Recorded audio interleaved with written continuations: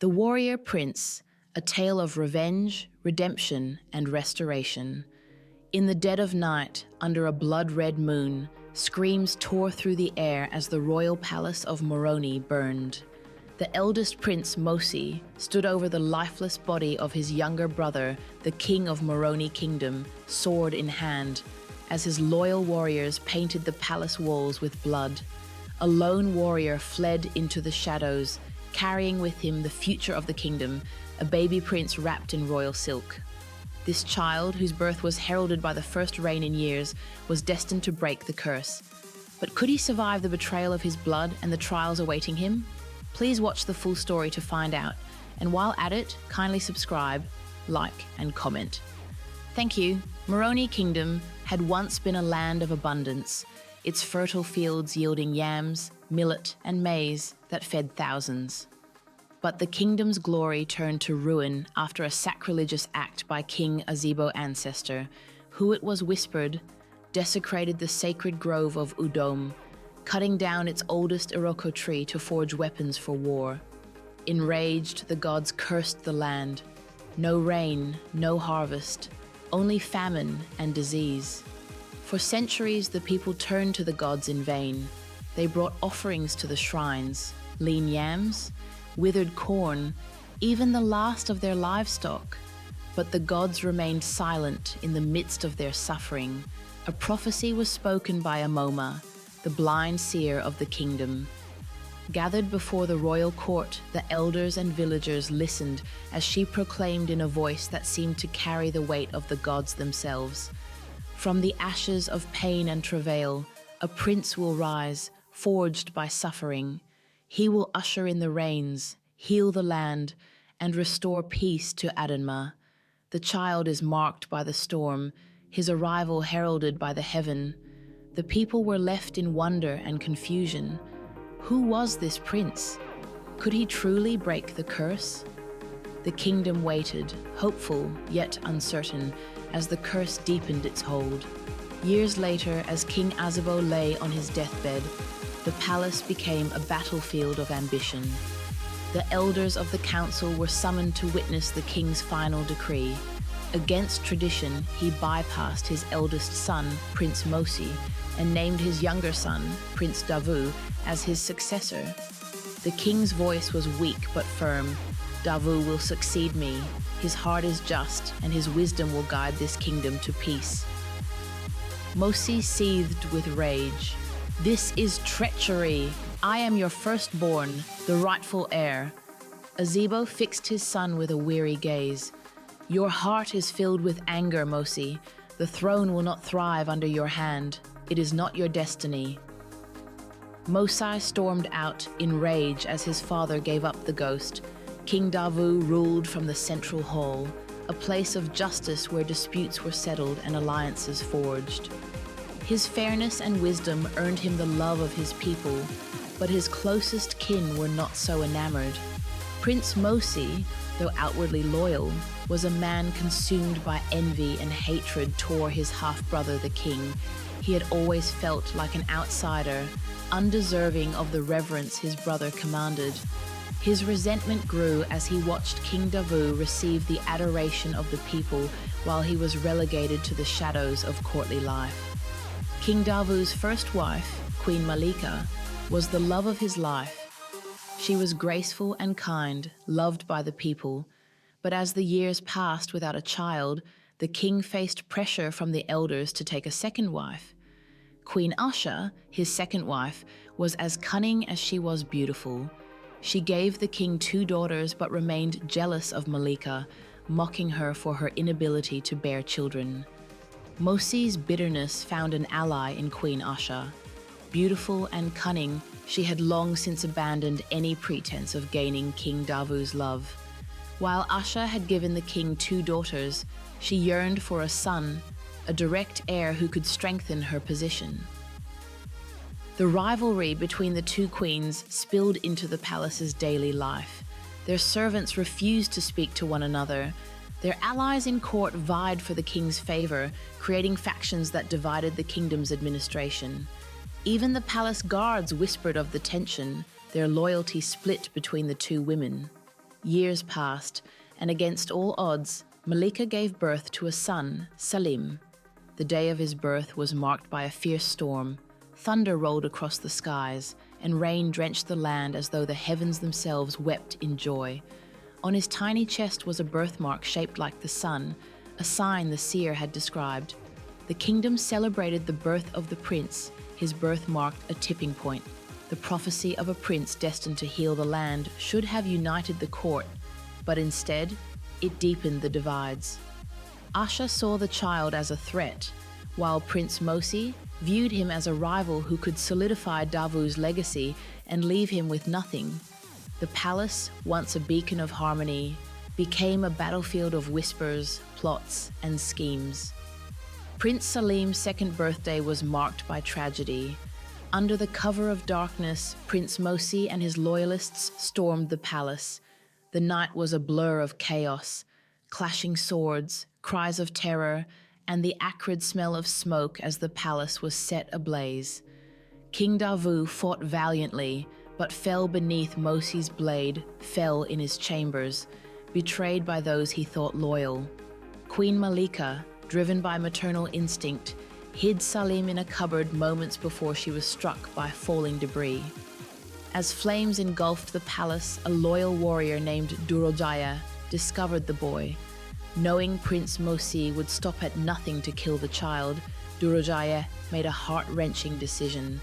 He carried the prince away and gave him to Dimpa'a and his wife, Affair, a distant relative who was moving to a different kingdom for trade, believing this was the only way to save his life. By morning, the palace lay in ruins, and the people mourned in despair the deaths of the king and prince. When Prince Mosai demanded proof of the child's death, Durojaya lied, claiming the prince had perished in the fire. Racked with guilt, the warrior disappeared into the wilderness, leaving Malika to wake to a world shattered beyond recognition. The king was dead, her son was gone, and Prince Mosi had declared himself king and married his co-conspirator Queen Asha as his second wife. Queen Malika rejected his offer of marriage and proclaimed that she will spend her life in isolation to mourn the death of her husband and son.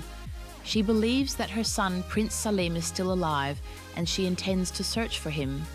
Dimpa and his wife Afera raised the boy, Salim, in the kingdom of Anaje. The boy grew strong, his character shaped by stories of the prophecy and his true lineage. He learned the trade of his adoptive parent and also trained as a warrior in the Anaje kingdom. Years passed, and Salim grew into a brave and skilled young man, known for his sharp mind and valor. One fateful day, the kingdom of Anaje was threatened by marauders who sought to overthrow the royal family. During a fierce battle, the king of Anaje was surrounded and outnumbered. Salim, wielding his spear with precision and courage, charged into the fray and saved the king's life, rallying the Anaje warriors to victory. Grateful, King Anaje summoned Salim to the palace and offered him anything he desired. Humble and loyal, Salim only asked to continue serving the kingdom. Impressed by his selflessness, the king bestowed upon him the title of Defender of Anaje and invited him to live in the royal palace. At the palace, Salim encountered Princess Zuri, the spirited and intelligent daughter of King Anaje. Her beauty was matched only by her sharp wit and kind heart. The two quickly grew close, bonding over shared stories of their dreams and burdens. Though neither spoke openly of their feelings at first, the bond between them deepened. One evening, during a quiet moment in the palace gardens, Zuri noticed the sun-shaped birthmark on Salim's chest as he spoke of his longing for answers about his lineage. Struck by his words, she confided in him her belief in the old prophecies and urged him to seek the truth. Meanwhile, in the ruins of Moroni, Queen Malika never wavered in her belief that her son was alive. Clinging to hope, she wandered from village to village, consulting seers and listening to whispers of a boy born during a storm. Her search brought her to the kingdom of Anaje, where tales of a young warrior who bore the sun's mark reached her ears. During one of her travels, she met Durojaya, the warrior that took the prince away. the warrior has taken abode in one of the villages close to Anaje Kingdom, he confirmed to the queen that the prince is living with his relative in the kingdom of Anaje. Disguised as a traveler, Malika entered Anaje and sought an audience with King Anaje to learn about the warrior who had saved his life. Upon seeing Salim, her heart swelled with recognition, but she held back, fearing the shock might overwhelm him. During a festival in Anaje, Malika revealed herself to Salim, recounting the prophecy and the tragedy that had separated them. Overwhelmed by the truth, Salim vowed to fulfill his destiny, not for glory, but to restore peace to his people. With the support of King Anaje and Princess Zuri, Salim prepared to reclaim his rightful place. King Mosi's reign of terror continued. He ruled with an iron fist, squeezing the life out of the people. Despite his power, the god's curse persisted. Crops failed, rivers dried, and the people whispered of rebellion. Salim's journey back to the kingdom was one of trials. He rallied the oppressed villagers who had suffered under Mosi's rule at the head of an army gifted by King Anaje. His return was marked by signs of the god's favor. Rain fell gently on the parched land, and green shoots began to sprout from the earth. At the palace, King Mosi and Queen Asha were unprepared for the force that had come to challenge them. Mosi, consumed by paranoia, accused his allies of betrayal and fortified the palace. Salim, however, offered them a chance to surrender and face justice. His words were met with derision. The battle was fierce, with Salim leading his forces into the palace. Mosi, mad with rage, confronted Salim in the throne room. The two clashed in a duel that shook the walls. Though Mosi was a skilled warrior, his hatred blinded him. Salim, calm and focused, struck a decisive blow, disarming and disabling his uncle. Rather than delivering a killing stroke, Salim declared, "You will not stain this land with more blood. Your punishment is exile, to live with the burden of your actions." Mosi, humiliated and defeated, was banished, his name erased from Moroni's records. Queen Asha, stripped of her title, begged for mercy. Salim decreed that she would spend the rest of her days serving the people she had wronged, tending to the fields and rebuilding the kingdom she had helped divide. With the usurpers removed, Prince Salim ascended the throne, fulfilling the prophecy. As he was crowned, the heavens opened, pouring rain over the kingdom for the first time in decades.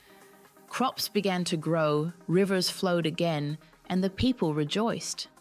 Salim invited his adoptive parents, Dimpa and Afer, to live in the palace, honoring their role in shaping his character.